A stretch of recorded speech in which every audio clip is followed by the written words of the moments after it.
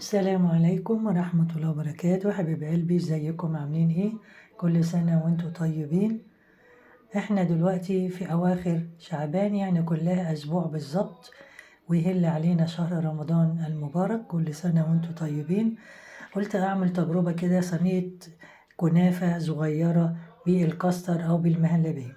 ففعلا عملتها بالمهلبية، طلعت رائعة الجمال والطعم خطير خطير خطير. فأنا حبيت أوريكم النتيجة، وأنا عاملة صينية صغيرة جدا. يعني أنا قلت أجرب كده في كمية صغيرة، في صينية صغيرة.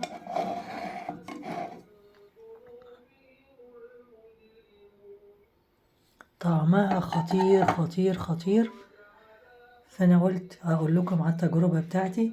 بصراحة تجربة حلوة، وإن شاء الله أنا هبقى أعملها على طول، لأني عمري ما عملت مهلبية كنافة قبل كده بالمهلبية.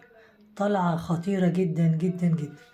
وطبعا أنا حطيت فوق المهلبية، حطيت سوداني، وحطيت زبيب، وحطيت جوز هند.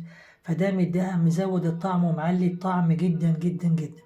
خصوصا ان جوز الهند اللي انا جايباها كاملة الدسم، فمدية نكهة جميلة وطعم اجمل.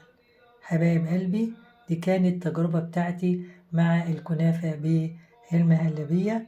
يا ريتكم تجربوها، او اللي هو بيعملها قبل كده فهو عارف ومعتاد على الطعم بتاعها. حبايبي، بحبكم في الله. يسعدني ويشرفني اشتراككم في القناة، واعملوا لايكات كتير عشان يوصلكم مني كل ما هو جديد. حبايبي، إلى أن نلتقي في فيديوهات أخرى جديدة، لكم مني ألف تحية وألف سلام، وإلى اللقاء.